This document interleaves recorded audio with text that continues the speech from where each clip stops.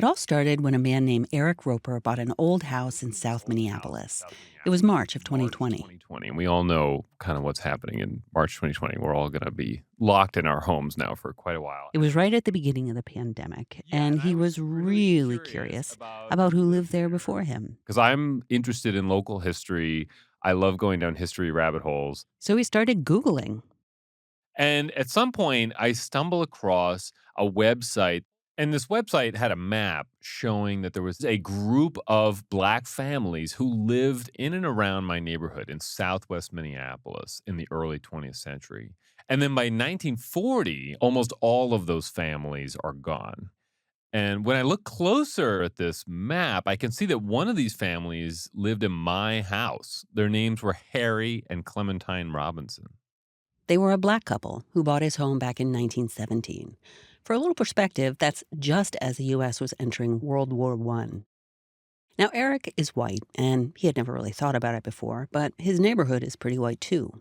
And he started wondering, what happened to this Black couple and all these Black families who disappeared from the map? Eric Roper is a reporter at the Minnesota Star-Tribune newspaper, so he put his reporting skills to work to try and learn everything he could about Harry and Clementine Robinson. So I quickly become obsessed with this. And it was the pandemic. And I remember I would come downstairs, and my husband would be making lunch, and I would say, this thing, you can't believe this other thing. And then he struck gold. He found photos of them. Let me pull them up here. In both cases, they are wearing some nice clothes. They are. Well, you can't see these photos, so let me just tell you. Clementine appears to have a very light skin tone. She's wearing a large, elegant, sweeping, dark-colored hat. I can't get over that hat. It's winged. It kind of goes over her shoulders. And she's got a high-collared top that goes about halfway up her neck. Harry's skin is more of a darker tone. He also has a high cream collar. It's starched. He has a little tie. It's a very formal look. They project to me sort of a refinement. Both of them are looking just beyond the camera. You know, the way they do in old photos. Chin up with a dead serious expression. Very regal in a kind of Victorian kind of way. Now, by this time, Eric had lived in the house for a couple of months. It's May 2020. And one afternoon, less than a mile away, a young Black woman, And Darnella Frazier. standing on the sidewalk in front of Cup Foods convenience store, uses her cell phone to videotape a white police officer, Derek Chauvin. across the street, kneeling on the neck of a Black man George Floyd for nearly 10 minutes. for nearly 10 minutes. Not that far from my house on 38th in Chicago. Relax. Man, I can't breathe in my face. Just get up.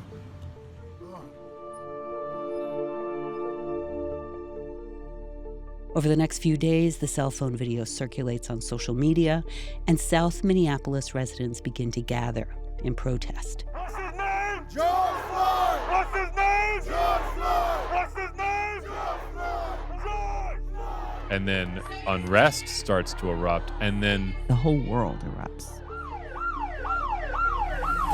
I remember seeing like protests in Paris and in Europe.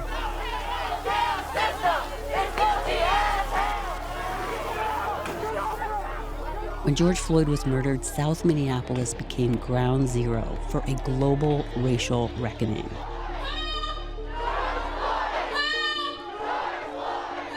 The only overdose that killed George Floyd was an overdose of excessive force and racism by the Minneapolis Police Department. And Eric Roper was there in his little house just a few blocks away. I remember sitting up late at night. I mean, maybe it was like 2 o'clock in the morning because the fires were getting closer. And I was watching live TV at like 2 o'clock and sort of seeing, okay, how close is it getting, right? At what point do I have to like react? Around that period, there was a lot of pressure for people to post on social media, to make a statement in relation to racial justice. And I just felt very awkward, partly because I'm a journalist. I don't really make big statements. And also, I hadn't really grappled with this issue very much. I didn't know what to say. As the dust started to settle, Eric began to think about the Robinsons again.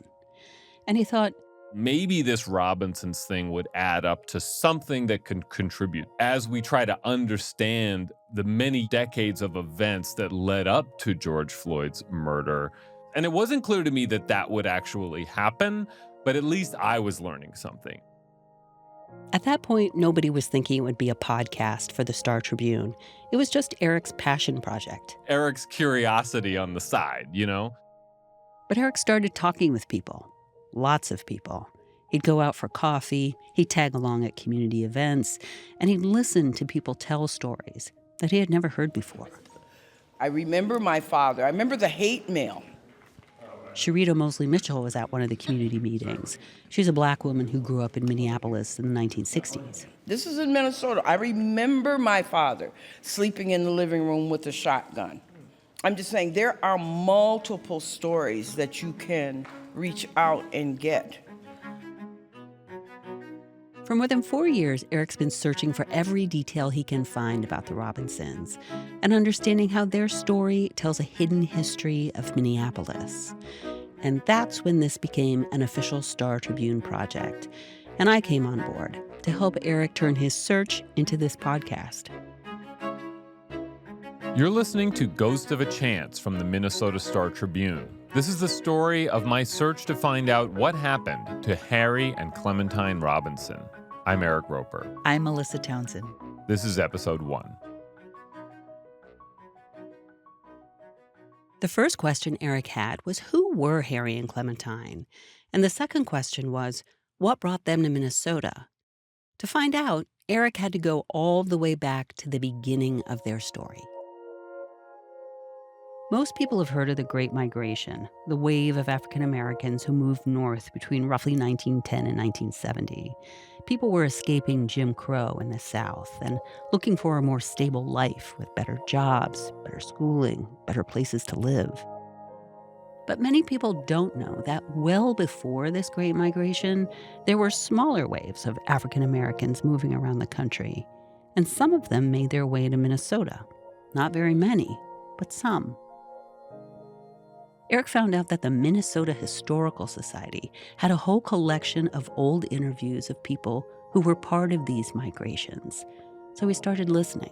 It sort of blew my mind just hearing these people talk, you know? I mean, they've passed away a long time ago, and they're telling us their experiences. My name is Raymond Winfred Cannon, C-A-N. He heard Raymond Winfred Cannon. He said his family were free people in North Carolina, but they could see that the Civil War was coming. So they moved to Minnesota before it was even a state. Do you know why he happened to choose Minnesota? They were going as far north as they could get. I think that was the idea that they had in mind at that time.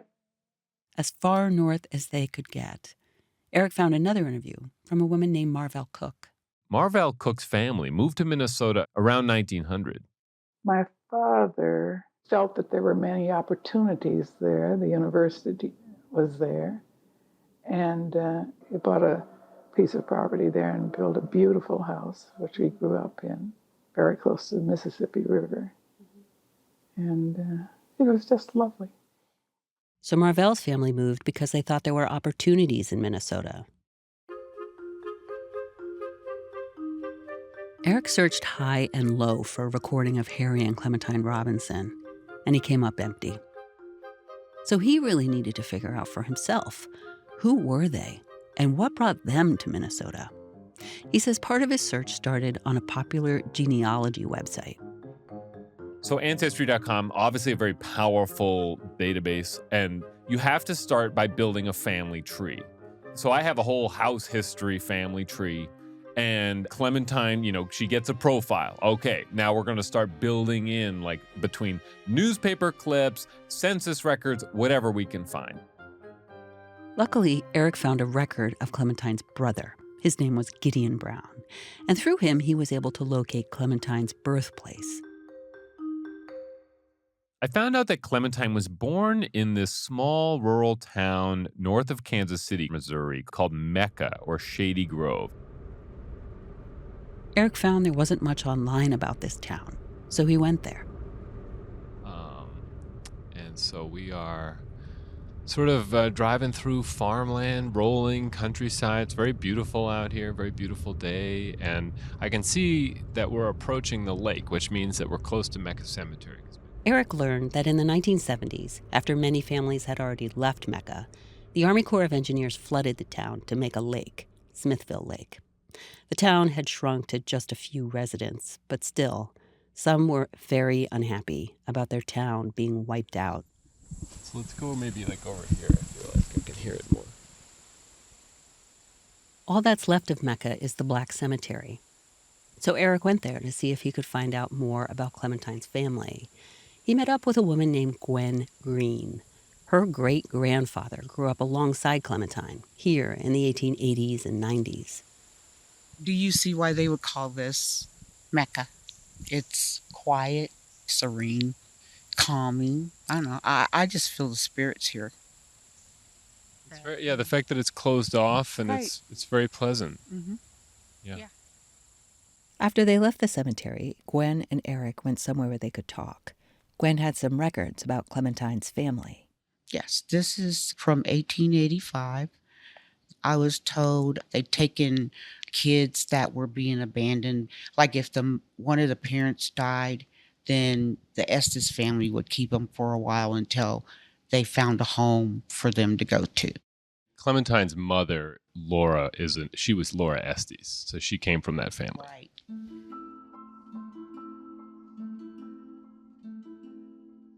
Before the Civil War, Missouri was a slave state. Many of the people in the Black community there today are descendants of slaves, including Gwen's family. With Gwen's help and his own sleuthing, Eric was able to piece together Clementine's family history. And he found out she was the first generation in her family born free in the United States. As far as I can tell, and these records are notoriously difficult to find, Clementine's father was born in Kentucky, and I presume that he was enslaved there. Something like 20% of the Black population of Kentucky leaves in the first year after the war. Most of them are driven out by violence. Eric and I reached out to an historian named Chris Phillips.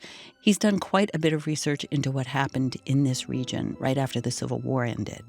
We have lots of descriptions of the roads filled with Black people just trying to flee Klan violence.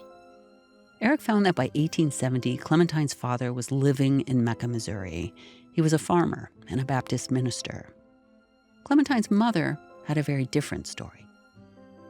Clementine's mother was probably born into slavery as a baby, but soon after that became free because her father, Clementine's grandfather, was freed in 1854, before emancipation. Eric knows that Clementine's grandfather was freed because he actually found the will that freed him. It's written by the slave owner Thomas Estes, and he is freeing Washington Estes. That's Clementine's grandfather. My Negro man Washington, about 27 years old, I will to be free on the first day of April, A.D. 1854. Just 5 words that changed the lives of every generation after. I will to be free. Eric also pieced together Harry Robinson's family story, and he was also the first generation in his family born free. But he was not raised in Missouri like Clementine. Yeah, he's from a small railroad town called Mitchell in southern Indiana. Both his parents were enslaved in Kentucky, just like Clementine's father, and they were both freed by the 13th Amendment and then fled Kentucky and moved to Indiana. So Eric headed to Mitchell, Indiana, to learn more about Harry's life before he moved to Minnesota. And there he met a man named Jeff Routh. Jeff Routh works at the Lawrence County Museum of History. Mitchell is in Lawrence County. Immediately following the Civil War. Why would a family come to Mitchell in particular, do you think? And this is a railroad town, right? Yeah. From what I've been able to learn, Mitchell was the first place north of Louisville, Kentucky, that a Black person could get off the railroad and feel welcome. If you went to Washington County, which is the next county southeast of here, they had basically the sundown laws. You know, they could be there during the daylight, but if they were there at night, they were fair game. I mean, think about those words, fair game.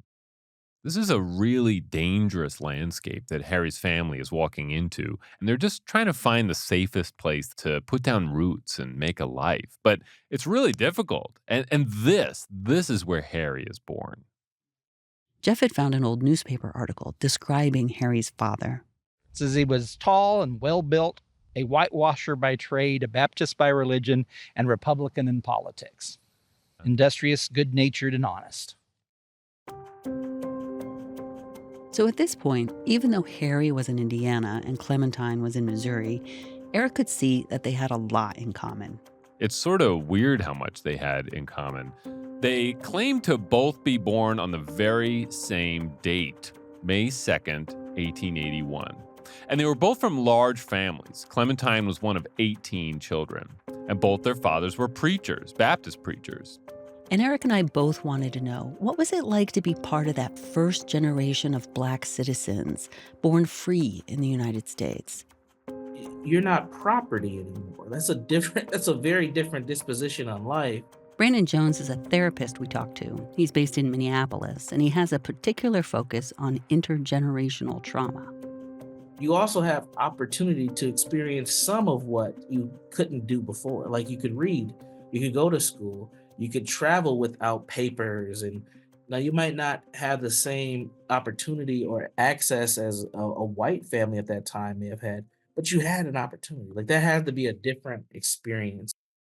But at the same time, Brandon told us that the expectation was that Black people would, quote unquote, know their place. You know, stay out of trouble, keep your head down, don't make eye contact, don't let anyone know that you are smarter than you are because you may be considered a danger because you're getting uppity or too lippy. So Brandon told us there was this tension between knowing your place and standing your ground. That's kind of the tug of war that many Black people had to face during that time period of the Jim Crow era, trying to have a life where you can have some joy, but also having these social barriers and levels of racism that keeps you from fully experiencing this American dream, so to say. So how did Harry and Clementine manage this tug of war between the racism that was keeping them down and the freedom that was giving them wings? And what does any of this have to do with Minnesota? That's after the break.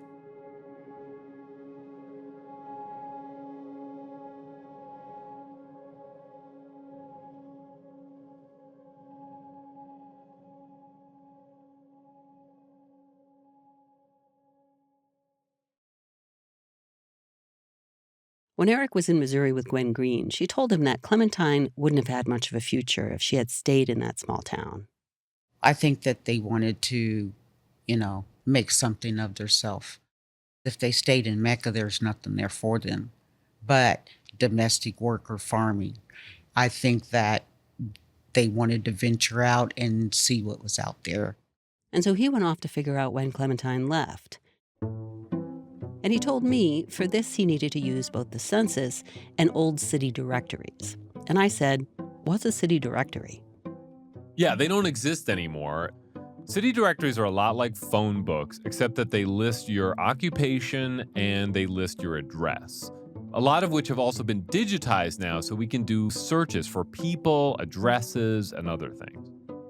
And this is where Eric found Clementine, in official documents from 1900. She's living in Kansas City, and she's a domestic servant, also described as a nurse girl. And we can see that in the city directory, she's got different addresses almost every year. So Clementine had flown the nest by the time she was 19 years old. She had moved about 30 miles away to find new opportunities. But Eric found Harry's path to leaving his hometown was a little more complicated. The urge to uproot may have come from a tragic accident that happened when he was just a boy. The historians in Lawrence County helped me locate this article in the Indianapolis Journal newspaper from 1890. When Harry was about 9 years old, he and his entire family became essentially poisoned by accident after rat poison sifted off a shelf into their dinner. and Harry's father died. It was a tragedy, but Eric found it wasn't rare. The poison powder that the Robinsons had accidentally eaten was called rough on rats, and like other rat poisons of the era, it was made with arsenic. Arsenic has no distinguishing taste, so it becomes notorious for accidental poisonings in this era. In another case in Indiana around this time, a man died after making gravy. Turns out he had mistakenly mixed in rat poison, thinking that it was flour. Harry's father died on February 4th, 1890. We asked that therapist, Brandon Jones, how did he think that would have affected Harry? You see a parent lose their life, it's going to leave an imprint on you, no matter how old you are or the parent is. To die from something that's preventable, like rat poisoning, that can be pretty traumatic for Harry.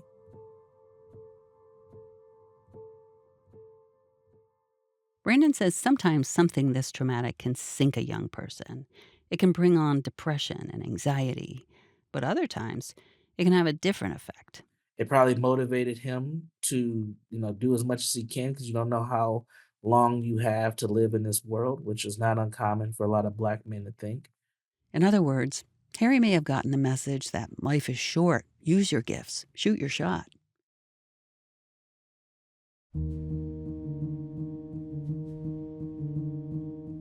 I found all these newspaper clippings from the local newspapers in Mitchell, Indiana from Harry's high school years. And this is right before the turn of the century in 1899, 1900, and he's a local superstar. Throughout Harry's senior year, it's noting that he's kind of a leader in the class, like he's among the top of the class. And then it kind of culminates with him being the top of the class, getting the top honors of the class, the valedictorian. And so this gets him a special thing. This means that he actually receives a scholarship to a law school. Eric learned that at the time, the Nashville College of Law was offering scholarships to promising students in communities around the country. So as valedictorian in Mitchell, Indiana, Harry won that scholarship. People in Mitchell, Indiana are still proud of Harry. Marla Jones works alongside Jeff Routh at the Lawrence County Museum of History. Again, Mitchell is in Lawrence County. He was excelling in every way. And that very much impresses me that, time or situation wouldn't hold that boy down, that he was going to do big things. It shows he has a lot of moxie. In 1900, Harry Robinson was on his way to becoming a lawyer. It was a huge accomplishment.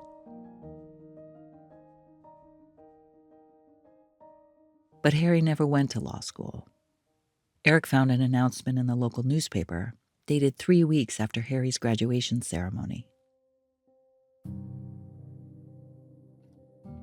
And it's a picture of Harry. It's on the top of the front page of the paper, and it says Harry Robinson, the Mitchell colored boy who won the scholarship offered by the Nashville, Tennessee Law School and was turned down on account of his color.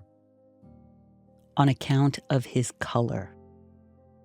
The law school did not accept Black students. Marla Jones. The elation turned to disappointment must have been palpable. I mean, I can't imagine. Harry Robinson was a 19-year-old young Black man from a small town in Indiana. Eric wondered, what did this tell him about the world? It says, come here, come here. Resma Menicum is another therapist we talked to. He's a best-selling author based in Minneapolis. This is how you make it. Come here.